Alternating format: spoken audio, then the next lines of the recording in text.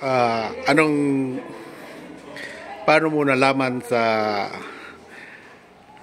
na bilis ang utak mo na dyan sa postcard? Galing siya sa elevator. Oh. Tapos siya ng basura. Tapos wala siyang ibang pinuntahan. Postcard lang. Yes.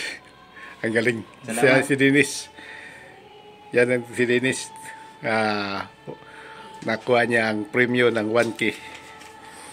Wala si Ginny. May na. Okay.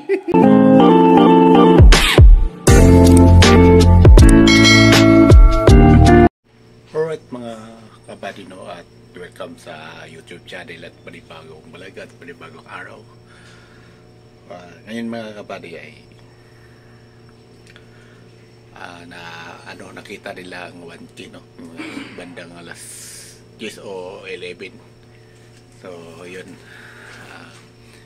mamaya mga kabady, kung hindi na siya busy si Dennis, bakita ko sa inyo siya nakakuha ng 1K.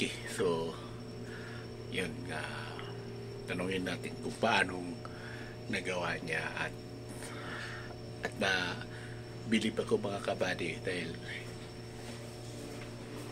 matalas ang pag-iisipan niya yung pinapagawa ko ni Jin. Hindi niya nagawa no? Hanap niya, pero di ko alam kung pinanood niya ang video talaga. Pero si Dennis po pinanood niya at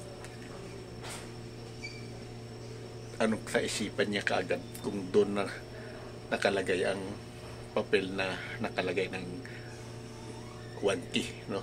So nakita niya, no, mga kabady, sa postcard, no? So yun, bilib ako sa kanya at matalas kanyang isipan. Doon na nakita niya kaagad mga kabady. Alright, that abangan niyo sa aking pag-interview mga kabady. Alright.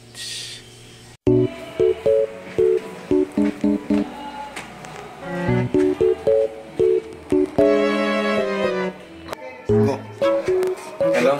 Talon ka.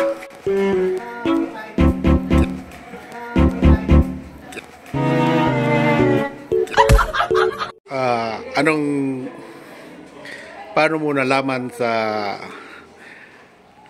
na bilis ang utak mo na dyan sa postcard? Galing siya sa elevator. Oh. Tapos siya ng basura. Tapos wala siyang ibang pinuntahan. Postcard lang. Yes. Ang galing. Salamat. Si Dennis. Yan ang si Dennis. Nakuha niya ang premyo ng 1K. Wala si Ginny. May na.